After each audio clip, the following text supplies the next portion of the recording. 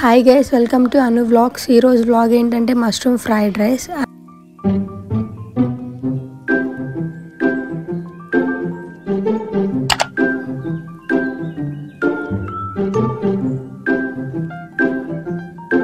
Mushroom fried rice start చేసుకుందాము. And first ఏంటంటే కడాయి పెట్టుకోవాలి. కడాయిలో లైట్గా 2 to 3 స్పూన్స్ అయితే ఆయిల్ వేసుకోవాలి.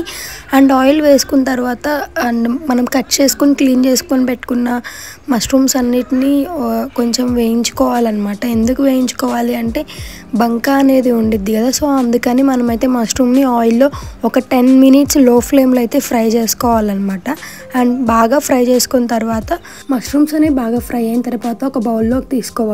అండ్ ఒక బౌల్లోకి తీసుకున్న తర్వాత కొంచెం ఆయిల్ వేసుకొని ఆయిల్ హీట్ అయిన తర్వాత దాంట్లో అయితే పోపు దినుసులు వేసుకోవాలన్నమాట. అండ్ పోపు దినుసులు వేగిన తర్వాత అండ్ నెక్స్ట్ అయితే ఆనియన్స్, కట్ చేసుకున్న ఆనియన్స్ వేసుకోవాలన్నమాట. నేనైతే ఒక 2 onions కట్ చేసుకున్నాను.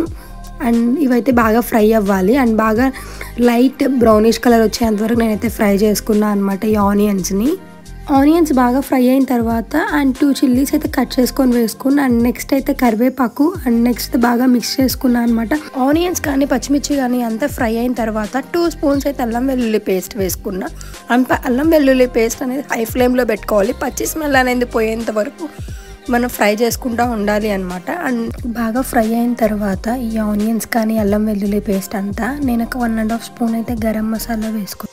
అండ్ గరం మసాలా కూడా బాగా మిక్స్ అయ్యేంత వరకు అయితే నేను ఫ్రై చేసుకున్నాను అనమాట. అండ్ నెక్స్ట్ అయితే నేను ఒక 1 స్పూన్ అయితే సాల్ట్ తీసుకున్నా. అండ్ కొంచెం అయితే నేను ఒక 1/2 pinch అయితే నెక్స్ట్ అయితే నేను పసుపు వేసుకున్నా అనమాట. అండ్ జస్ట్ కలర్ కోసం వేసుకున్నా. అండ్ అంతా మిక్స్ చేసుకోవాలి బాగా ఆ పసుపుని. అండ్ నెక్స్ట్ అయితే ఇందాక ఫ్రై చేసుకొని పెట్టుకున్న మష్రూమ్స్ అయితే వేసుకోవాలి. అండ్ మష్రూమ్స్ వేసుకున్న తర్వాత బాగా ఫ్రై అయిపోయిన తర్వాత మష్రూమ్స్ ఫ్రై అయిన తర్వాత 200 ml వాటర్ అయితే పోసుకుందాం అనమాట. వాటర్ పోసుకున్న తర్వాత హాఫ్ ఫ్లేమ్లో పెట్టాలన్నమాట. హాఫ్ ఫ్లేమ్లో పెట్టిన తర్వాత మనం 80% మాత్రమే కుక్ చేసుకోవాలి. అండ్ ఓన్లీ 80% కుక్ అవ్వాలన్నమాట. అండ్ 100% పూర్తిగా అయితే కుక్ చేసుకుంటే మెత్తగా కుక్ చేసుకోవద్దు. అండ్ ఈ కర్రీ అంతా అయితే హై ఫ్లేమ్లోనే జరగాలి అనమాట. అండ్ ఎక్కువ హై ఫ్లేమ్లో యూజ్ చేస్తే త్వరగా కర్రీ అయిపోతుంది. అండ్ నెక్స్ట్ వచ్చేసి ఆల్రెడీ బాయిల్ చేసుకుని కుక్ చేసుకున్న రైస్ ఉంటుంది కదా, నేనైతే ఆ రైస్ అండ్ ఆ రైస్ అయితే పొడి పొడిగా ఉండేలాగా నేనైతే కుక్ చేసుకున్నాను. అండ్ ఆ రైస్ అయితే మొత్తం కొంచెంగా నేను గ్రేవీలోకి వేసుకొని మిక్స్ చేసుకుంటా హై ఫ్లేమ్లో అయితే పెట్టుకున్నాను అనమాట. అండ్ ఫైనల్లీ హై ఫ్లేమ్లో పెట్టుకున్నాను కదా, బాగా మిక్స్ చేసుకున్నాను. అండ్ ఇలా అయితే మష్రూమ్ ఫ్రైడ్ రైస్ అయితే వచ్చిందనమాట. అండ్ మీరు ట్రై చేయండి. అండ్ ఇంట్లో ఉన్న ఇంగ్రీడియంట్స్తోనే క్విక్ అండ్ ఫాస్ట్గా ఎలా చేసుకోవాలి 15 minutes. అండ్ ఇదైతే ఈ మష్రూమ్ ఫ్రైడ్ రైస్ అనేది దీనికైతే కాంబినేషన్లో అయితే రైతా కూడా ప్రిపేర్ చేసుకోవచ్చు అనమాట. అండ్ సింపుల్ అండ్ ఈజీగా, ఎక్కువ స్పైసీగా లేకుండా, ఓవర్ మసాలా యూజ్ చేయకుండా అండ్ నేనైతే ఈ రెసిపీ చేశాను.